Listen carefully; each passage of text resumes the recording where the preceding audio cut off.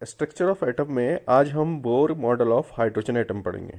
ठीक है, बोर ने जो मॉडल दिया उसके बारे में बात करेंगे। ठीक है, इससे पहले जब हमने जो मॉडल पढ़ा था वो रदरफोर्ड का पढ़ा था। उसने ये बोला कि एटम जो है, एटम के सेंटर में जो है न्यूक्लियस होता है। ठीक है, और इसके चारों ओर जो है इलेक्ट्रॉन रिवॉल्व करता है। लेकिन इलेक्ट्रॉन कहाँ पर रिवॉल्व कर रहा है उनकी प्रॉपर्टीज़ उसने कुछ नहीं बताई। कि उसने कहा कि इसके चारों ओर तो घूम रहा है, लेकिन वो जो ऑर्बिट हैं उनकी प्रॉपर्टीज़ के बारे में नहीं बताया। तो नील बोर ने क्या करा, उसने जो है जो हमारा ऑर्बिट है उनको स्पेसिफाई करा, उनके बारे में बताया। ठीक, उन्होंने क्या बताया कि इलेक्ट्रॉन जो है एक फिक्स्ड ऑर्बिट पे जो है उस पे इलेक्ट्रॉन रिवॉल्व करता है, और इन ऑर्बिट की जो एनर्जी है वो फिक्स होती है। ठीक है, बिल्कुल फिक्स होते हैं, यानी कि कहीं पर भी घूम जाए ऐसा नहीं होता है। ये जो इलेक्ट्रॉन है वो न्यूक्लियस के चारों ओर एक फिक्स्ड एनर्जी के ऑर्बिट पे घूमता है। ठीक है, तो ऑर्बिट भी फिक्स हो गए और एनर्जी भी फिक्स्ड हो जाती है। क्लियर? और ये बहुत ही इंपॉर्टेंट कैरेक्टरिस्टिक है इसका। Clear?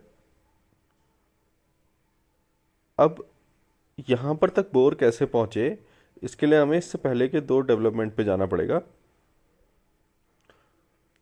ठीक है, इसके बारे में पहला डेवलपमेंट जो था वो था आपका, ठीक है, हाइड्रोजन का एटॉमिक स्पेक्ट्रम बहुत इंपॉर्टेंट है इसके लिए। हमने एटॉमिक स्पेक्ट्रम के बारे में पढ़ा था।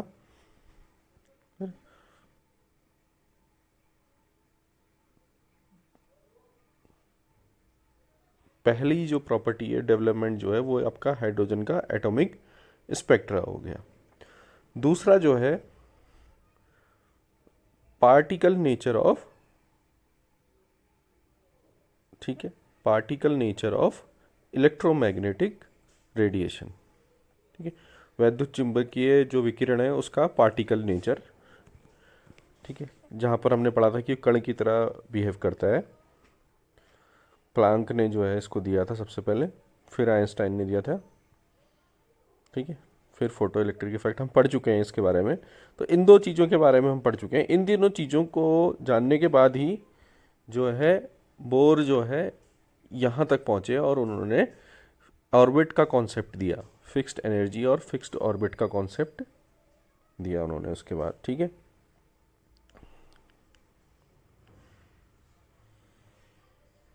ठीक है, हाइड्रोजन के एटॉमिक स्पेक्ट्रा को देखते हैं हम। ठीक है, ये सब कुछ हम पढ़ चुके हैं पहले कि कलरफुल पैटर्न आता है यहाँ पर को, और जब हम प्रिज्म से गुजारते हैं, ठीक, ये पिछले वीडियो में हम पढ़ चुके हैं अच्छे से। और ये कलरफुल हमें, ठीक है, अगर हम किसी वाइट लाइट को, ठीक है, अगर हम प्रिज्म से पहले, प्रिज्म से पहले अगर हम किसी कंटेनर में हाइड्रोजन रख दें, ठीक है, तो यहाँ से अगर उसको हम पास करें, ठीक है, तो हमें डार्क लाइंस दिखते हैं। क्लियर? जैसा मैंने आपको बताया था कि अगर हमने बीच में कोई चीज़ रख दी, कोई गैस रख दी, तो डार्क लाइन दिखती हैं। तो ये अगर मैं हाइड्रोजन रख दूँ, ठीक है, इससे पहले वाला तो हमें पता ही है, हम पहले पढ़ चुके हैं। यहाँ पर अगर हाइड्रोजन जो है ब्लैक लाइन हमें देगा। ठीक है, तो यहाँ से हमें क्या लगता है कि हाइड्रोजन जो है क्या कर रहा है, अब्जॉर्व कर ले रहा है। ठीक है, तो इसी प्रकार से स्पेक्ट्रम हमारे पास दो प्रकार के मिले थे हमें। ठीक है, अब हमें यहाँ पर को देखना है कि अलग अलग वेवलेंथ होती है, अलग अलग फ्रीक्वेंसी होती है, अलग अलग कलर की। वैसे ही हाइड्रोजन का जो, अब इसमें कलर तो है नहीं, तो इसमें भी जो है अलग अलग जो रीजन है वहाँ पर को अलग अलग वेवलेंथ और अलग अलग फ्रीक्वेंसी है। ठीक है, जहाँ जहाँ पर को डार्क लाइन हमें दिख रही है ना यहाँ पर, हाइड्रोजन ने उस वेवलेंथ को ऑब्जॉर्व किया हुआ है या उस फ्रीक्वेंसी की रेडिएशन को ऑब्जॉर्व कर रहेगा है, ठीक है। तो देखो हमें चार लाइन जो दिख रही हैं इन लग सबकी क्या है, अलग अलग वेवलेंथ या फ्रीक्वेंसी है, तो इनको उसने ऑब्जॉर्व कर रखा है, इसलिए ये डार्क लाइन बनी है। क्लियर। तो चलिए इससे आगे बढ़ते हैं।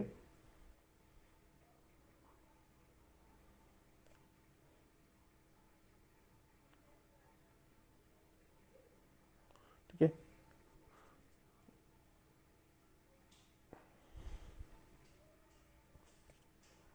चलिए एक कंटेनर में हमने हाइड्रोजन रखा, ठीक है, और यहाँ पर को हमने इलेक्ट्रिकल स्पार्क प्रोड्यूस करा। जो स्पार्क हमने प्रोड्यूस करा है, तो प्रिज्म जो है, प्रिज्म के थ्रू पास करने पे हमें क्या मिलेगा, हमें अलग अलग स्क्रीन पे एक अलग सा पैटर्न दिखता है बिल्कुल, ठीक है। एक सर्टेन वेवलेंथ का पैटर्न दिखता है, सर्टेन वेवलेंथ की हमें लाइनें दिखती हैं। क्लियर। तो ठीक है, पिछले केस में जहाँ जहाँ हमें डार्क लाइंस दिख रही थी उन जगहों पे कलर्ड लाइंस दिखती हैं, ठीक है। देखिए हमारे पास दो कंडीशन हो गई। पहली कंडीशन है कि हमने लाइट गुजारी हाइड्रोजन से, फिर प्रिज्म से, तो डार्क लाइन दिखी। लेकिन एक कंटेनर में हमने हाइड्रोजन रखी और उसमें इलेक्ट्रिकल स्पार्क रखा, ठीक है, उसमें वैद्युत धारा हमने दी, तो क्या हुआ, हमें कलर्ड लाइन दिखी, ठीक है। इसको हमने क्या बोला, इमिशन स्पेक्ट्रम बोल दिया, ठीक है। ऊपर वाले में क्या हुआ, हाइड्रोजन ने अब्जॉर्व करा, अवशोषण करा, तो अवशोषण हमें स्पेक्ट्रम दिखा, और यहाँ पर को इमिट करा तो हमें क्या दिख गया, इमिशन स्पेक्ट्रम दिख गया, ठीक है। इसको हाइड्रोजन का इमिशन स्पेक्ट्रम, ठीक है। अगर इसी को हम बड़े लेवल पे देखते हैं, ठीक है,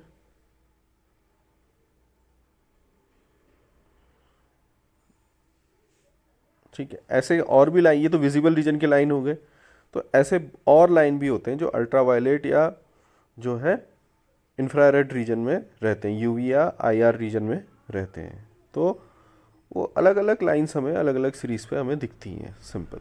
देखिए विजिबल रीजन में तो हमें जो है, हमें कलर्ड लाइन दिखती हैं, तो हम उसे जो है सिंपल अपनी आंखों से देख सकते हैं। लेकिन बाकी जो लाइनें हैं वो हमें नहीं दिखती हैं। क्यों नहीं दिखती, क्योंकि वो दूसरे रीजन में होती हैं। वो जो पहली वाली जो सीरीज़ होती है उसको हम लाइमन सीरीज़ बोलते हैं, ठीक है। दूसरे वाले को बालमन सीरीज़ बोला जाता है, ठीक है। क्लियर। पहली सीरीज़ हमारे पास क्या हो गई, लाइमन सीरीज़ हो गई, फिर बालमन सीरीज़ हो गई, ठीक है। क्योंकि ये सबसे पहले इसीलिए खोजा गया क्योंकि ये विजिबल रीजन में रह गया, ठीक है, ऊपर लिख दिया मैंने। क्लियर। फिर आता है पाश्चन सीरीज़। क्लियर। ये जरूर आप याद रखेंगे कि विजिबल रीजन में कौन सी सीरीज़ रहती है, बाल्मर सीरीज़ रहती है। तो इमिशन स्पेक्ट्रा का क्या है, वो अलग अलग रीजन में अलग अलग लाइन दिखाता है, लेकिन जो विजिबल वाली है वो बाल्मर हो गई। विजिबल से पहले वाली क्या हो जाएगी, लाइमन हो जाएगी, फिर पाश्चन सीरीज़ बोलेंगे इनको, ठीक है। यहाँ पर हमारे पास गौर करने वाली ये बात है, ठीक है, जिन जिन जगहों पे हमें इलेक्ट्रोमैग्नेटिक रेडिएशन दिख रहा है,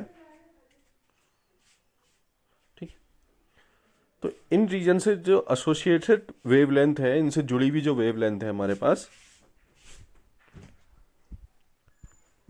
ठीक है, अलग अलग लाइंस का अलग अलग वेवलेंथ होता है, ठीक है, ठीक है। और उन्हीं वेवलेंथ के लिए रिडबर्ग ने एक फार्मूला बनाया। रिडबर्ग का जो फार्मूला है उसके अकॉर्डिंग क्या हो जाएगा कि 1/λ इज इक्वल टू हो जाएगा R 1/n1 का स्क्वायर माइनस 1/n2 का स्क्वायर, ठीक है। इस सब को हम जनरलाइज कर सकते हैं बहुत आसानी से, ठीक है। R यहाँ पर को रिडबर्ग कांस्टेंट है, और n1 जो है वो 1 2 3 4 कुछ भी हो सकता है। क्लियर।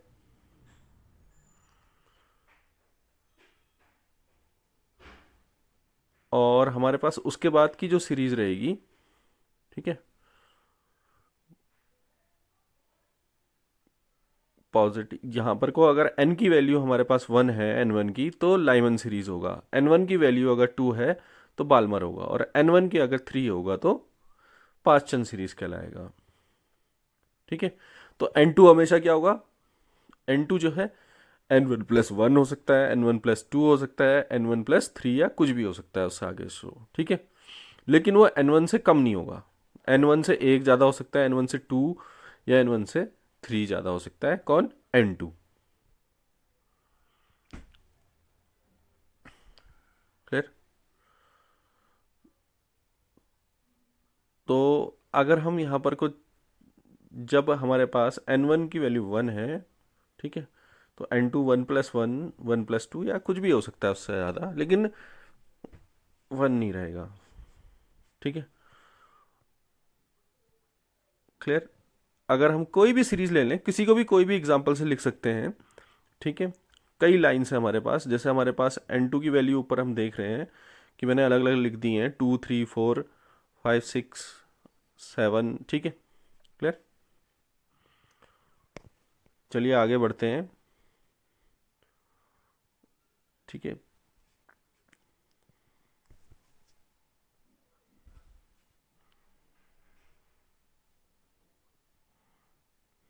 ठीक है, ये बहुत इंपॉर्टेंट रिलेशन है।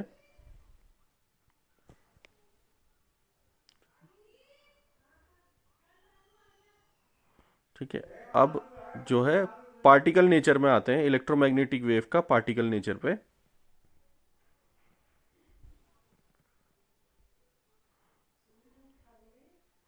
ठीक है, इलेक्ट्रोमैग्नेटिक नेचर को हम पहले मानते थे कि एक कंटिन्यूस एक वेव है। ठीक है, ठीक है, प्लांक ने सबसे पहले कहा इलेक्ट्रोमैग्नेटिक रेडिएशन जो है वो पैकेट के रूप में होता है, ना कि वो कंटिन्यूस होता है। ठीक है, पहले हमने ये देखा कि जो इलेक्ट्रोमैग्नेटिक रेडिएशन है वो सतत है, लेकिन प्लांक ने बोला कि ये सतत नहीं होता है, ये पैकेट के रूप में होता है। और इन पैकेटों की एनर्जी जो होती है वो होती है प्लांक कांस्टेंट, और उसकी लाइट, उस लाइट की फ्रीक्वेंसी के गुणनफल के बराबर होता है। ठीक है, इसके बारे में भी हम पढ़ चुके हैं, E=hv। ठीक है, ठीक है, अगर हम, एक प्लेट है, अगर उसमें फोटो एक फोटोन अगर उसमें आ रहा है, ठीक है, तो उस प्लेट से एक इलेक्ट्रॉन जो है इंटरेक्ट करता है इलेक्ट्रॉन से, और उससे प्लेट से इलेक्ट्रॉन इमिट हो जाता है, निकल जाता है। क्लियर? ठीक है, और ऐसा क्यों होता है? क्योंकि फोटोन जो है अपनी एनर्जी जो है इलेक्ट्रॉन को ट्रांसफर कर देता है, इलेक्ट्रॉन को एनर्जी मिलती है, तो वो जो है सरफेस से बाहर निकल जाता है। क्लियर? तो यहाँ से पॉइंट क्या निकला? फोटोन जो है वो क्या है, इंटरेक्ट करता है इलेक्ट्रॉन से। ठीक है, और दूसरा पॉइंट ये है, जब वो इंटरेक्ट करता है तो है एनर्जी जो है उसको ट्रांसफ़र कर देता है, पूरी एनर्जी जो है उसको ट्रांसफ़र कर देता है।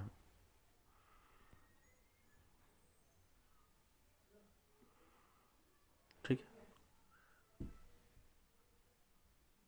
ये पूरा का पूरा किसको ट्रांसफ़र हुआ? इलेक्ट्रॉन को ट्रांसफ़र हो गया।